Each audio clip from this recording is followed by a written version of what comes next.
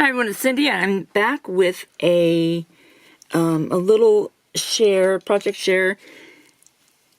I don't know if you've seen, I've seen lots of people doing this, and I just decided to play around with it a little bit myself, see what all the fuss was about.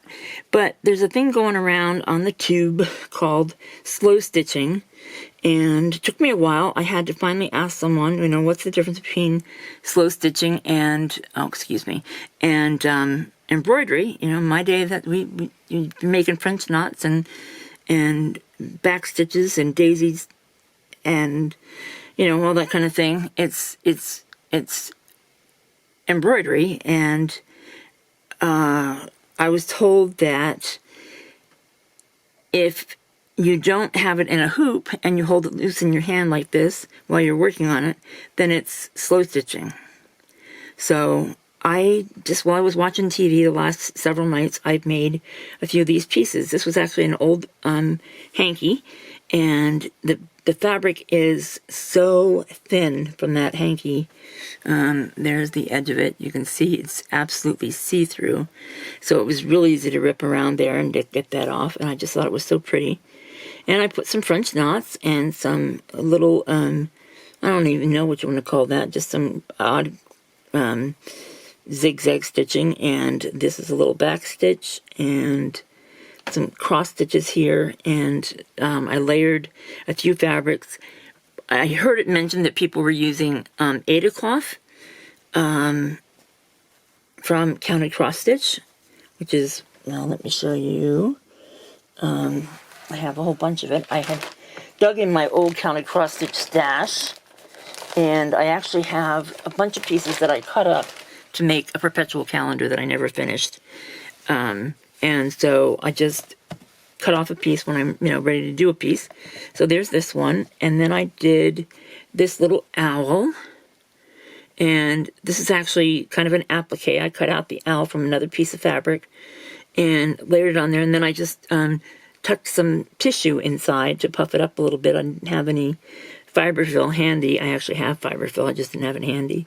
And then I outlined these leaves on this flower here, as well as the owl, and then did some a little line of cross stitches down there just to give it some stability to keep everything going. But there's the Ada cloth, and don't mind my messy stitching.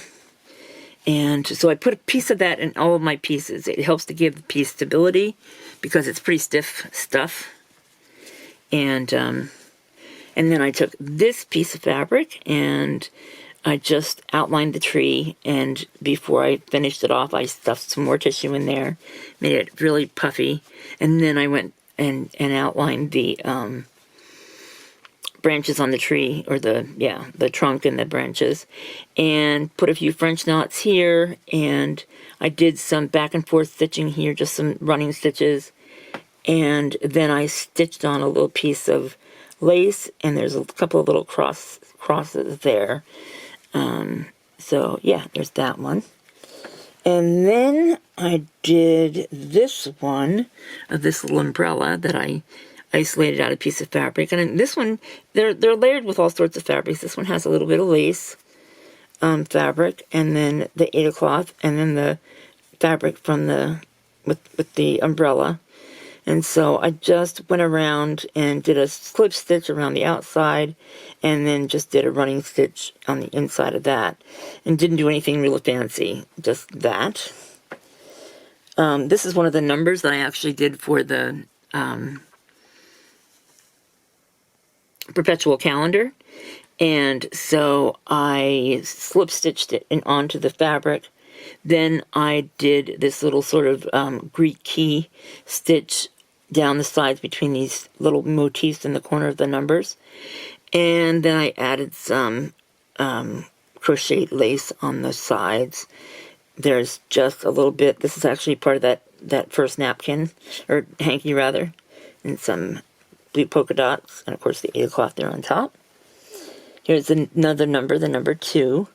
Just layered this up with some homestep bun fabric, and then I think this is just some muslin, and did some kind of creative I did different stitching around all 4 sides. I did this line of stitching down from the corner down to the 2 and crossed a couple there, but the other ones I just made a straight line. This is just a running stitch. This is just a zigzag going down 2 and over 1, and then some little cross stitches up at this corner. This one I didn't use any 8 o'clock, did I? No, I guess I did. And I layered this pink fabric and the 8 cloth, and then a little piece of red and cream homespun that I stitched on in several different stitches across there. And then I put this piece of ribbon on, or lace rather, and I just stitched it with a running stitch down the center. And that's all I did on that one. And then these little mushrooms I thought were so cute, and I just outlined them, did some back and forth stitching, running stitches back there, and then I tucked a piece of ribbon underneath the edge of the fabric there, and so that's my ode to red. And then this last one is a pair of rain boots that I outlined, and then I just did, each side has a different kind of stitch around the outside of it.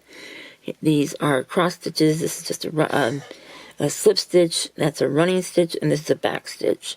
And then I did a bunch of French knots. And so then you take these and you put them on, you can clip them to a page or make them into a big paper clip and make them an embellished paper clip. You can put them on a tag. You can do any number of things with them. And so I just did a bunch of them for myself.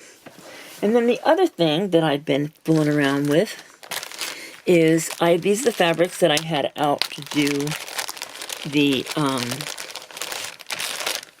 Pride and Prejudice book. And I just took the little bits and pieces that were left and tore them into small pieces. And as soon as I find the end of it, there we go. And made myself some snippet rolls using it. I ended up getting 3. Oh boy, these pieces just want to keep fraying. And then I had a strip of just a muslin, and I put them on there. I glued them on each individually, sort of, this way and that way and back and forth. And then I went back through and put on either little buttons or appliques or little bits of lace. These are some charms that I had in my stash. This is a Tim Holtz piece. This is just a miscellaneous spoon, button, more lace, little heart, lace again, one of those heritage or heirloom roses from Tim Holtz, a little leaf, a key, some acorns, a flower, a little, yeah, so it's kind of fun. And you can put these on the edge of a page. You can do just about anything you want with them. So there's that one. And then I made 2 other ones.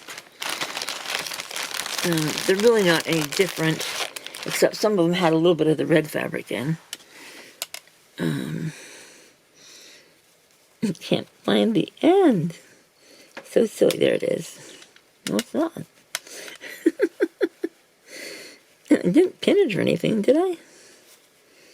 I must have. Oh, this is funny. I think what I did is roll it up too soon, and it still had glue on it. Or wet glue, rather. There we go. Okay, so, yeah. You can see that they're just... And when I started it, I had not quite finished the Pride and Prejudice book, and I thought I was going to do it on one of the page edges, but I didn't. And that's okay. I could still go back and add it, but... so there's that one, and then this must be the only one that has red in it. Yeah. So there's those two little fabric-y projects I've been playing with. The little slow stitching pieces and snippet rolls. And I want to make some more snippet rolls with more variety, but I thought these were kind of fun, actually, with just using up those bits and pieces from a particular set of fabrics. So that's what I did. Please like, comment, subscribe, come back, and we'll see you real soon. Thanks for watching.